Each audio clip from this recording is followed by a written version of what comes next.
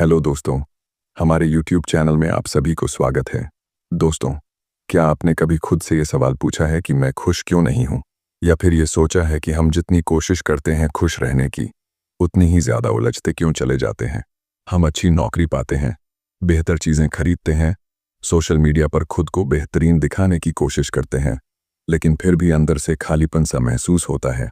दरअसल, आज के इस तेज़ और डिस्ट्रैक्ट करने वाले दौर में खुशी सिर्फ चाहने से नहीं मिलती, बल्कि उसके लिए ज़रूरी है सोचने और महसूस करने के तरीके को समझना और हैक करना।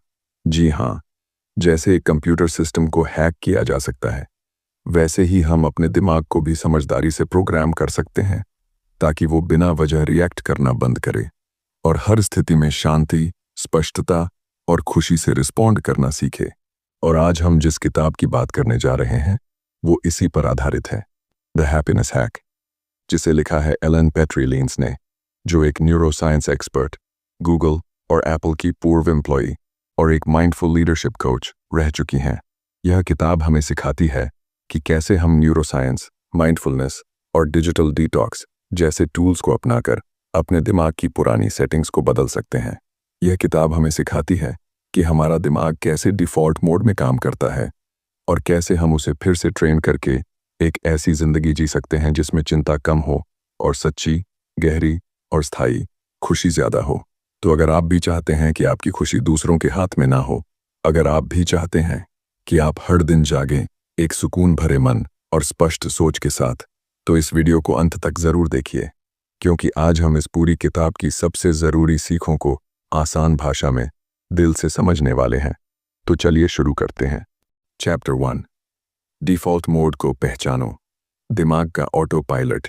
हमारा दिमाग दिन भर हजारों विचारों और निर्णयों से भरा होता है, लेकिन क्या आप जानते हैं कि इन सब के बीच हमारा मस्तिष्क अक्सर एक डिफ़ॉल्ट मोड में काम करता है। यह वही स्थिति होती है जब हम कुछ कर तो रहे होते हैं, लेकिन हमारी पूरी चेतना उस काम में नहीं लगी होती। जैसे आप रोज़ एक ही रास्ते से ऑफिस जाते हैं और एक दिन अचानक याद आता है कि आज पूरा रास्ता कैसे तय हुआ, आपको कुछ भी याद नहीं। यही है दिमाग का ऑटो पायलट मोड, जब मस्तिष्क बिना सचेत हुए काम करता है। डिफ़ॉल्ट मोड नेटवर्क, DMN, मस्तिष्क का वह हिस्सा है जो तब सक्रिय होता है जब हम किसी खास कार्य पर ध्यान नहीं दे रहे होते। यह मोड हमारी सोच, यादें, कल्पनाएं और चिंता जैसी चीज़ों को नियंत्रित करता है। जब हम अकेले होते हैं, कुछ नहीं कर रहे होते या सपनों की दुनिया में खोए रहते हैं, तब हमारा दिमाग इसी मोड में सबसे अधिक सक्रिय रहता है। वैज्ञानिकों ने यह भी पाया है कि डिफ़ॉल्ट मोड में मस्तिष्क काफ़ी ऊर्जा खर्च करता है, जबकि हम सोचते हैं कि हम आराम कर रहे हैं। इस मोड की सबसे बड़ी खासियत है, यह हमें बिना सोचे समझे काम करने पर मजबूर करता है। हम पुराने पैटर्न्स, आदतों और भावनाओं के आधार पर प्रतिक्रिया देने लगते हैं। जैसे किसी ने कुछ कहा और आप तुरंत गुस्से में आ गए, क्योंकि दिमाग ने पुरानी किसी स्थिति से तुलना करके वही पुराना रिएक्शन दोहरा दिया। इसी तरह हम बार बार नकारात्मक सोच, चिंता और आत्म संदेह में फंसते हैं, क्योंकि हमारा ऑटो पायलट मोड हमें उसी दिशा में ले जाता है। इस अध्याय का सार यही है कि अगर हम अपने डिफ़ॉल्ट मोड को पहचान लें, तो हम जीवन में अधिक सचेत, कॉन्शियस होकर निर्णय ले सकते हैं। हमें यह समझने की ज़रूरत है कि कब हमारा दिमाग ऑटो पायलट पर है और कैसे हम खुद को उस स्थिति से बाहर निकालकर एक एक्टिव, जागरूक जीवन की ओर ले जा सकते हैं। पहला कदम है खुद को ऑब्जर्व करना। जैसे ही आप नोटिस करेंगे कि आपकी सोच बार बार एक ही नेगेटिव दिशा में जा रही है या आप बिना ध्यान दिए कोई काम कर रहे हैं, तो आप उस डिफ़ॉल्ट मोड को रोक सकते हैं। यही सचेत जीवन, माइंडफुल लिविंग की शुरुआत होती है। चैप्टर 2, डिजिटल डिस्ट्रैक्शन से आज़ादी। दिमाग को स्क्रीन से मुक्त करो।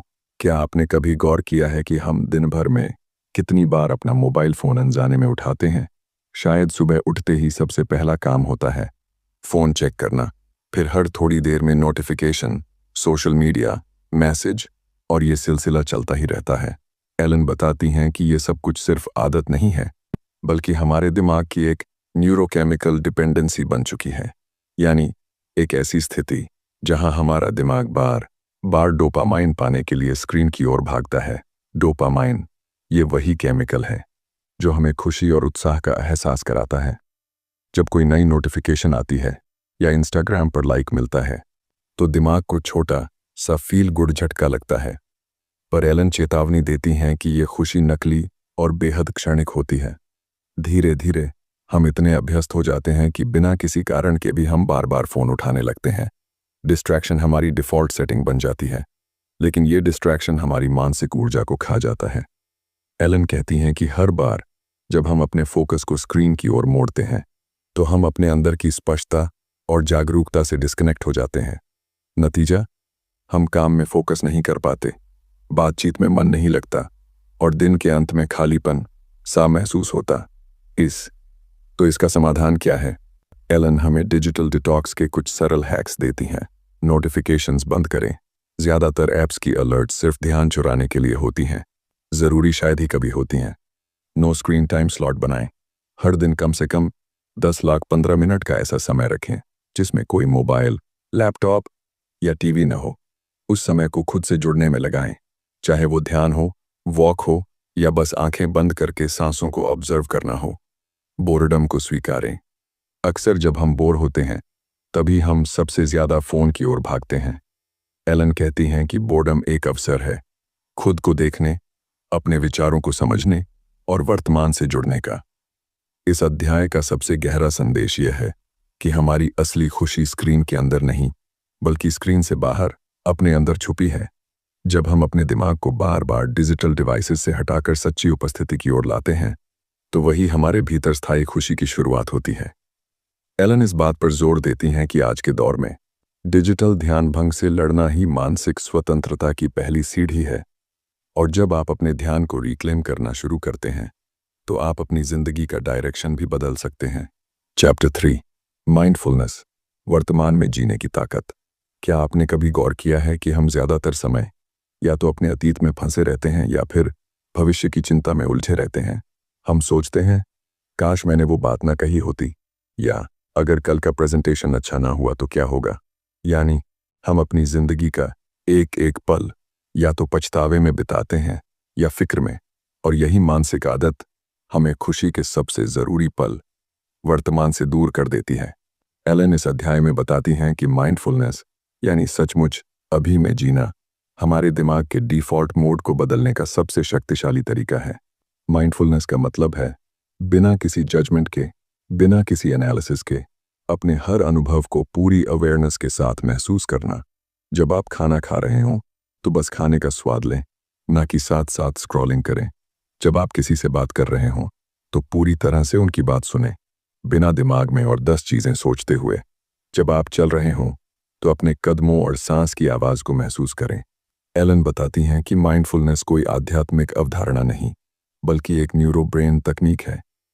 जब आप बार बार अपने दिमाग को वर्तमान में लाते हैं तो आपका ब्रेन रिवायरिंग होने लगता है। उसका रिएक्शन मोड धीमा हो जाता है और एक काम सेंटर्ड रिस्पॉन्स का रास्ता बनता है। और माइंडफुलनेस की सबसे बड़ी ताकत यह है, यह हमें हमारी खुद की भावनाओं का मालिक बनाता है। जब आप अवेयर होते हैं तो आपको ये समझ आने लगता है कि गुस्सा क्यों आ रहा है, दुख क्यों हो रहा है, या खुशी का एहसास कब फेड हो जाता है। आप अब खुद को ऑब्जर्व कर पाते हैं, रिएक्ट करने से पहले। एलन हमें कुछ सिंपल बट पावरफुल अभ्यास सुझाती हैं। 1. सांस पर ध्यान केंद्रित करना। हर दिन 5 मिनट के लिए बस अपनी सांस को ऑब्जर्व करें। जब भी ध्यान भटके, जेंटली उसे वापस सांस की ओर लाएं। 2. Single tasking. एक समय में सिर्फ एक काम करें। खाना खाते वक्त सिर्फ खाना खाएं, कोई स्क्रीन नहीं। 3. Pause and feel technique. दिन में कभी भी अचानक पॉज करें और पूछें, मैं इस वक्त कैसा महसूस कर रहा हूं, बिना सही गलत की लेबल लगाए। एलन का कहना है कि माइंडफुलनेस कोई एक दिन का मिरेकल नहीं है, बल्कि हर दिन की एक छोटी पर गहरी प्रैक्टिस है। और जब आप लगातार प्रेजेंट मोमेंट में रहना सीख जाते हैं तो न सिर्फ आपके थॉट पैटर्न्स बदलते हैं, बल्कि आपकी जिंदगी में गहराई, मीनिंग और इनर जॉय आ जाती है, वो भी बिना किसी बाहरी कारण के। इस अध्याय का मूल संदेश है, खुश रहने के लिए आपको कहीं जाने की जरूरत नहीं, किसी चीज को पाने की जरूरत नहीं, बस अभी के पल को पूरी तरह से जीना सीखो, वहीं खुशी छुपी है। चैप्टर 4, सोशल ब्रेन को समझो। दूसरों से जुड़े रहो, लेकिन खुद से न काटो। हम इंसान सामाजिक प्राणी हैं, यह बात हम सभी जानते हैं, लेकिन एलन इस अध्याय में हमारे दिमाग के एक और अनदेखे पहलू पर रोशनी डालती हैं। हमारा ब्रेन सोशल बना ही इस तरह है कि हम बिना दूसरों से जुड़े खुद को समझ ही नहीं सकते। हमारी सोच, हमारे फैसले और यहाँ तक कि हमारा मूड भी बहुत हद तक इस बात पर निर्भर करता है कि हमारे आसपास कौन है, वो हमें कैसे देखता है और हम उनके साथ कैसा महसूस करते हैं। अब ज़रा सोचिए, जब आपको कोई फ्रेंड इग्नोर करता है या आपकी पोस्ट पर कम लाइक आते हैं तो कैसा लगता है। छोटा सा एग्जाम्पल है, लेकिन इसका असर हमारे मन पर बहुत बड़ा होता है। एलन कहती हैं कि हमारे ब्रेन का एक हिस्सा हमेशा दूसरे लोगों की प्रतिक्रिया को पकड़ने में लगा रहता है, और अगर वो प्रतिक्रिया उम्मीद के अनुसार नहीं मिलती तो हम खुद की वैल्यू पर भी सवाल उठाने लगते हैं। असल में हमारा दिमाग एवोल्यूशनरी तौर पर ऐसा बना है कि वो रिजेक्शन से डरता है। हजारों साल पहले अकेले रह जाना मतलब था खतरे में पड़ना। इसलिए आज भी अगर हमें किसी ग्रुप में एक्सेप्ट नहीं किया जाता या हमारी बात को इग्नोर किया जाता है तो हमारे ब्रेन को लगता है कि कुछ गलत है। यही वजह है कि हम अक्सर खुद को दूसरों की नज़रों से आंकने लगते हैं। एलन इस चैप्टर में हमें चेतावनी देती हैं कि अगर हम अपनी खुशी, आत्म मूल्य और संतोष को पूरी तरह दूसरों की राय पर टिका देंगे तो हम कभी भी सच्चे अर्थों में खुश नहीं रह पाएंगे। दूसरे लोग बदल सकते हैं, उनकी पसंद नापसंद बदल सकती है, लेकिन अगर हम अपने सेल्फ वर्थ को उनके हाथों में सौंप देंगे तो हम हर वक्त वैलिडेशन के भूखे रहेंगे। तो समाधान क्या है? एलन हमें सिखाती हैं कि हमें अपने सोशल ब्रेन को बैलेंस करना होगा। हमें कनेक्शन की ज़रूरत है, लेकिन ऐसा कनेक्शन जो हमें इंस्पायर करे, दबाए नहीं। इसके लिए एलन कुछ आसान और असरदार प्रैक्टिसेस सुझाती हैं। पहला अभ्यास है ग्रैटिट्यूड जर्नलिंग। हर दिन कुछ मिनट निकालकर उन लोगों या पलों के लिए आभार व्यक्त करना जिन्होंने आपको सच्चा सपोर्ट दिया। जब हम ग्रैटिट्यूड पर ध्यान देते हैं तो हमारा दिमाग कंपैरिजन और जेलसी से हटकर एप्रिशिएशन और कंटेंटमेंट की ओर बढ़ता है। दूसरा अभ्यास है सोशल मीडिया की सीमाएं तय करना। एलन कहती हैं कि हमें यह तय करना चाहिए कि हम किससे जुड़ रहे हैं, कितना जुड़ रहे हैं और क्यों। अगर कोई व्यक्ति या प्लेटफॉर्म बार बार आपको परेशान करता है, आपको नीचा महसूस कराता है, तो वो कनेक्शन आपके ग्रोथ में नहीं बल्कि गिरावट में योगदान दे रहा है। तीसरा अभ्यास है पॉजिटिव और एम्पावरिंग लोगों की कंपनी चुनना। ऐसे लोग जिनके साथ आप अपने असली रूप में रह सकें, जो आपको हर समय परफेक्ट बनने के लिए नहीं कहें, बल्कि आपको मोटिवेट करें कि आप अपने फ्लॉज के साथ भी वैल्यूएबल हैं। इस अध्याय का सार यह है, दूसरों से जुड़ना ज़रूरी है, लेकिन खुद से जुड़कर रहना उससे भी ज़्यादा ज़रूरी है। अगर हम हर बार अपनी वर्थ को दूसरों की नज़रों से आंकेंगे तो हम कभी खुद से प्यार करना नहीं सीख पाएंगे। लेकिन अगर हम अपनी इनर वॉइस को सुनना शुरू करें तो हम एक ऐसा संतुलन बना सकते हैं जहां हम कनेक्टेड भी हैं और ग्राउंडेड भी। एलन हमें अंत में यह याद दिलाती हैं कि जी, आप किसी के लिए खास तभी बन सकते हैं जब आप पहले खुद की नज़रों में खास बने, और यही सोच आपको इमोशनल फ्रीडम और सच्ची खुशी की ओर ले जाती है। Chapter 5 react versus respond. फर्क समझो, जिंदगी बदल जाएगी। हम इंसान अक्सर सोचते हैं कि हम अपने जीवन के फैसले खुद लेते हैं, लेकिन सच यह है कि हम में से ज़्यादातर लोग अपनी दिनचर्या में रिएक्ट करते हैं, ना कि रिस्पॉन्ड। एलन इस अध्याय में एक बेहद गहरा लेकिन प्रैक्टिकल अंतर समझाती हैं।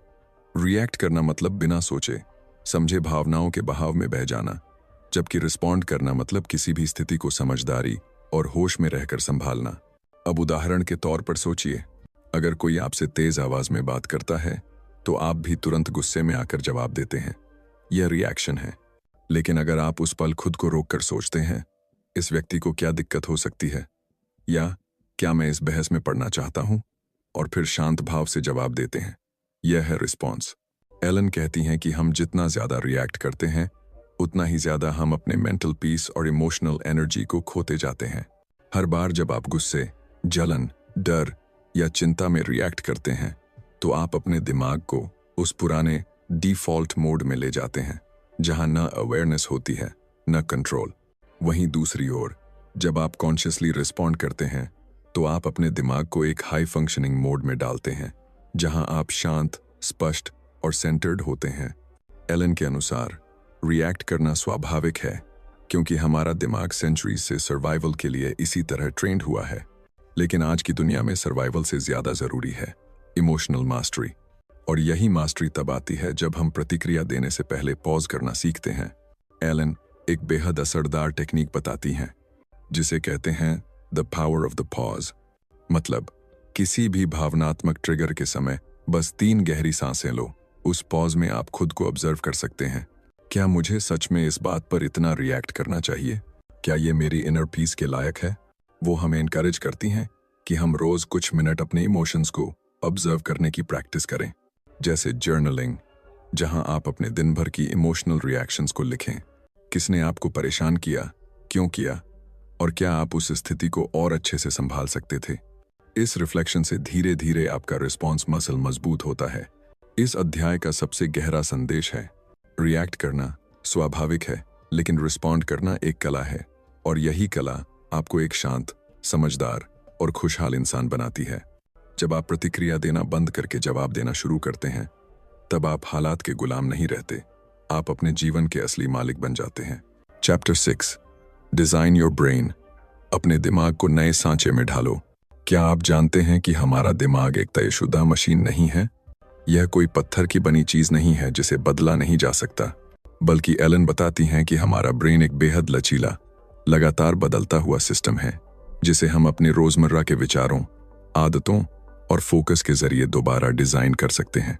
और यही इस अध्याय का सबसे बड़ा संदेश है, आप जैसे सोचते हैं वैसे बनते जाते हैं। एलन के अनुसार हमारे विचार कोई हल्के या अस्थायी तरंगे नहीं हैं। हर बार जब आप कुछ सोचते हैं, चाहे वो चिंता हो, डर हो या उत्साह, तो आपके ब्रेन में छोटे छोटे नेटवर्क्स बनते हैं जिन्हें न्यूरल पाथवेज कहते हैं। और जब आप वही सोच बार बार दोहराते हैं, तो ये पाथवेज और मजबूत हो जाते हैं, एक तरह से मेंटल हाईवेज बन जाते हैं। यही कारण है कि नकारात्मक सोच, चिंता या गुस्सा अगर आदत बन जाए, तो वो सिर्फ मानसिक स्थिति नहीं रहती, बल्कि एक स्थायी ब्रेन पैटर्न बन जाती है। लेकिन एलन हमें एक जबरदस्त एम्पावरिंग बात बताती हैं, अगर नकारात्मक सोच से पाथवेज बन सकते हैं, तो सकारात्मक आदतों से नए, बेहतर रास्ते भी बन सकते हैं। दिमाग को बदलने के लिए जरूरी है छोटे छोटे पॉजिटिव इनपुट्स और रिपीटेड इंटेंशनल प्रैक्टिस। अब सवाल है, कैसे? सबसे पहला अभ्यास है डेली एफर्मेशंस। हर सुबह खुद से 2 लाख 3 सकारात्मक बातें बोलना, जैसे एड, मैं शांत हूं, एज, मैं अपनी सोच का मालिक हूं, एज, मैं बदलाव लायक हूं। जब आप ये शब्द बार बार दोहराते हैं, तो ब्रेन में नई न्यूरल पाथवेज बनती हैं जो आपको नेगेटिविटी से बाहर खींचकर सेल्फ बिलीफ की ओर ले जाती हैं। दूसरा अभ्यास है हैबिट स्टैकिंग। मतलब किसी एग्जिस्टिंग आदत के साथ एक छोटी अच्छी आदत को जोड़ देना। जैसे अगर आप सुबह चाय पीते हैं, तो चाय के साथ ग्रैटिट्यूड के 3 पॉइंट सोच लें। अगर आप रात में बिस्तर पर जाते हैं, तो सोने से पहले एक पॉजिटिव चीज जरूर लिखें। इन छोटे छोटे स्टेप से धीरे धीरे आपके ब्रेन का अटेंशन शिफ्ट होता है, रिएक्शन से रिफ्लेक्शन की ओर। तीसरा अभ्यास है सेलिब्रेट स्मॉल विन्स। हम अक्सर बड़ी उपलब्धियों के पीछे भागते हैं और छोटी विक्ट्रीज को नजरअंदाज कर देते हैं। एलन कहती हैं, जब भी आप कोई अच्छा फैसला लें, किसी बुरी आदत से दूर रहें या किसी के लिए कुछ अच्छा करें, तो खुद को मेंटली अप्रिशिएट करें। यह सेल्फ रिकग्निशन भी ब्रेन रिवायरिंग का हिस्सा है। एलन इस अध्याय में एक और बेहद महत्वपूर्ण बात कहती हैं, आपका ब्रेन आपके वातावरण से बहुत प्रभावित होता है। इसलिए वो यह सुझाव देती हैं कि आप अपना फिजिकल और डिजिटल एनवायरनमेंट भी ऐसा बनाएं जो आपकी पॉजिटिविटी को सपोर्ट करे। जैसे अपने कमरे में कुछ मोटिवेशनल कोट्स लगाएं, अपने सोशल मीडिया को ऐसे लोगों से भरें जो आपको इंस्पायर करते हों, और नेगेटिविटी फैलाने वाले कंटेंट से दूरी बनाएं। इस अध्याय का सार है, आप अपने दिमाग के आर्किटेक्ट हैं। आप तय करते हैं कि कौन सी सोच को जगह मिलेगी और कौन सी आदतें मजबूत होंगी। जब आप इस सच को स्वीकार कर लेते हैं, तो आप एक साधारण इंसान नहीं रहते, आप अपने जीवन के डिजाइनर बन जाते हैं। तो अगर आप वाकई में खुश रहना चाहते हैं, तो एलन कहती हैं, एडी, अपने थॉट्स, हैबिट्स और फोकस को डेली डिजाइन करो, क्योंकि दिमाग जैसा बनाओगे वैसा ही जीवन जियोगे। तो दोस्तों, आपने अब तक जाना कि खुशी कोई जादू नहीं है, कोई ताली बजाते ही मिलने वाला इनाम नहीं है, यह कोई लॉटरी नहीं है जिसे कुछ चुनिंदा लोगों को ही मिलती है, बल्कि खुशी एक कला है, एक अभ्यास है, एक दैनिक अभ्यास जिसे हम अपने सोचने, महसूस करने और जीने के तरीके से रोज रोज बनाते हैं। एलन पेट्रीलिन्स की यह किताब हमें यही सिखाती है कि हम अपने दिमाग को दोबारा डिज़ाइन कर सकते हैं, अपनी आदतों को फिर से प्रोग्राम कर सकते हैं और उन छोटी छोटी चीज़ों में बड़ी खुशी महसूस करना सीख सकते हैं जिन्हें हम अक्सर नज़रअंदाज कर देते हैं। हमने जाना कि हमारा दिमाग डिफ़ॉल्ट मोड में कैसे फंसा रहता है, कैसे मोबाइल और नोटिफिकेशंस हमें खींचकर वर्तमान से दूर ले जाते हैं, कैसे माइंडफुलनेस यानी अब में जीना हमें सच्ची शांति देता है, कैसे दूसरों से जुड़ते हुए भी हमें खुद से डिस्कनेक्ट नहीं होना चाहिए, और सबसे बढ़कर हमें रिएक्ट नहीं, रिस्पॉन्ड करना सीखना चाहिए। लेकिन इस किताब का सबसे गहरा और अनमोल संदेश यह है कि happiness is not something you find, it's something you build. यानी खुशी कोई खोया हुआ खजाना नहीं है जिसे खोजा जाए, बल्कि यह एक इमारत है जिसे ईंट दर ईंट आप खुद बनाते हैं, अपने हर छोटे छोटे फैसले, सोच और आदतों से। अब सोचिए, क्या आप हर बार गुस्से में बह जाएंगे या ठहर कर जवाब देंगे? क्या आप हर वक्त फोन में खोए रहेंगे या कुछ पल खुद से जुड़कर जिएंगे? क्या आप हर बार दूसरों की नज़र में परफेक्ट दिखने की कोशिश करेंगे या खुद से सच्चा बनने का साहस करेंगे? फैसला आपका है, क्योंकि खुशी एक फीलिंग नहीं, एक चॉइस है। और यही है द हैप्पीनेस हैक का असली तोहफा, आपको वो टूल्स देना जिससे आप अपनी जिंदगी की स्टीयरिंग अपने हाथ में ले सकें। तो आज से ही खुद से एक वादा कीजिए कि आप अपने अटेंशन को रिक्लेम करेंगे, अपने रिएक्शन को रिस्पॉन्स में बदलेंगे और अपनी खुशी की जिम्मेदारी खुद लेंगे। क्योंकि जब आप ये करते हैं तब न सिर्फ आप बदलते हैं, बल्कि आपकी पूरी दुनिया बदलने लगती है। अगर आपको यह वीडियो पसंद आया तो लाइक ज़रूर करें, कमेंट में लिखें मैं अपनी खुशी खुद बनाऊंगा, और इस चैनल को सब्सक्राइब करना न भूलें, क्योंकि यहाँ हम मिलकर ऐसी ही जिंदगी बदल देने वाली किताबों को सीखते हैं, समझते हैं और जीते हैं। याद रखिए, खुशी बाहर नहीं, आपके अंदर है, बस आपको उसे अनलॉक करना सीखना है। मिलते हैं अगले वीडियो में एक नई सोच, नई किताब और नई ऊर्जा के साथ। धन्यवाद।